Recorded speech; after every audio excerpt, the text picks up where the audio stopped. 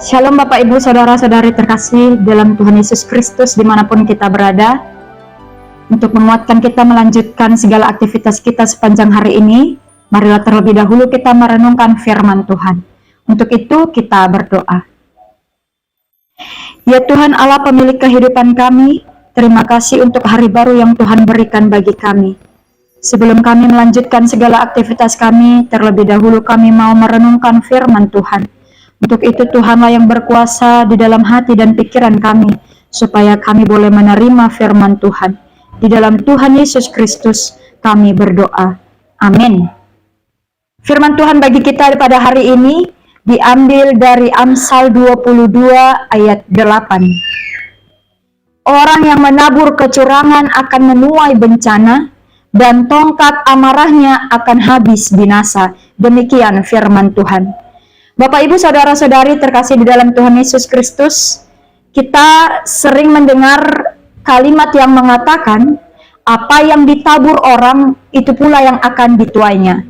Ketika seseorang menabur biji jagung, maka jagunglah yang akan tumbuh dan akan dituai pada waktunya. Hal ini juga yang diingatkan dan diberlakukan di dalam firman Tuhan hari ini, yang mengatakan kepada kita, orang yang menabur kecurangan akan menuai bencana.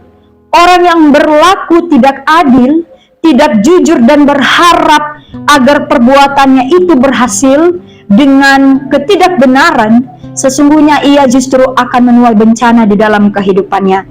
Bapak Ibu Saudara-saudari terkasih, mungkin kita pernah berpikir dan berharap ketika kita melakukan apa yang mau kita capai, apa yang kita tujukan dengan berlaku tidak adil, tidak jujur, dan membuat sebuah kebohongan, kita berpikir kita akan mempercepat apa yang hendak kita peroleh.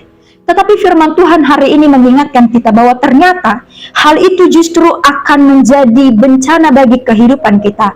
Barang siapa demi mencapai tujuannya menciptakan masalah bagi orang lain, maka ia akan mendatangkan masalah bagi dirinya sendiri. Demikian pula Bapak dan Ibu kita di dalam kehidupan kita ini sering atau mungkin pernah diberikan tanggung jawab kepercayaan kepada kita untuk menanggung-jawabi sesuatu hal. Untuk itu firman Tuhan itu mengingatkan kita ketika kita dipercayakan Tuhan, diberikan sebuah tanggung jawab, maka marilah kita melakukannya di dalam kejujuran, bukan di dalam kecurangan. Perhatikanlah Bapak dan Ibu, orang yang dengan amarahnya juga melakukan sebuah usahanya, mencapai apa yang dia pikirkan, yang dia tuju, justru ia akan memperoleh kebinasaan. Justru ia oleh apa yang dilakukannya akan menghadapi bencana, karena ia tidak melakukannya dengan ketidakbenaran. Untuk itu apa yang mau dikatakan firman Tuhan hari ini Bapak dan Ibu? Marilah menjadi orang yang jujur dalam setiap tanggung jawab yang diberikan Tuhan kepada kita. Sebagai orang tua yang dipercayakan Tuhan untuk mengajari anak-anak, marilah setiap orang tua kiranya mengajar, mengasihi anak-anaknya di dalam keadilan, di dalam kebenaran, bukan karena ada tujuan tersendiri yang untuk menguntungkan diri sendiri, tetapi semuanya itu dilakukan di dalam takut akan Tuhan. Demikian juga sebagai seorang anak, jangan biarkan kebebasan kita, pergaulan kita, membentuk diri kita menjadi orang yang curang dan membohongi orang tua kita, supaya kita hanya memperoleh kesenangan semata. Tetapi marilah kita belajar dari Salomo Bapak dan Ibu. Ketika Salomo ditanyakan Tuhan apa yang hendak diberikan kepadanya, ia meminta kebijaksanaan dan pengertian. Karena memang itulah yang paling penting dalam kehidupan kita Bapak dan Ibu. Seberapa kaya pun kita, seberapa pintar pun kita secara pikiran intelektual kita, tetapi jika kita tidak melakukan, tidak mempertanggungjawabkan pemberian Tuhan dengan kebijaksanaan dan pengertian dari Tuhan, maka kita akan jatuh ke dalam kebinasaan. Kita akan jatuh ke dalam bencana yang kita lakukan, yang disebabkan oleh diri kita sendiri. Untuk itu Bapak dan Ibu, marilah kita meminta kebijaksanaan dan pengertian yang daripada Tuhan, supaya di dalam menjalani kehidupan yang Tuhan percayakan ini, kita terus hidup di dalam kebijaksanaan dan pengertian yang dari Tuhan. Jangan biarkan diri kita tergiur oleh apa yang instan di dalam kehidupan dunia ini. Jangan biarkan diri kita jatuh dalam kecurangan-kecurangan yang semuanya itu justru akan membuat kita jatuh ke dalam bencana dan dosa, Bapak dan Ibu.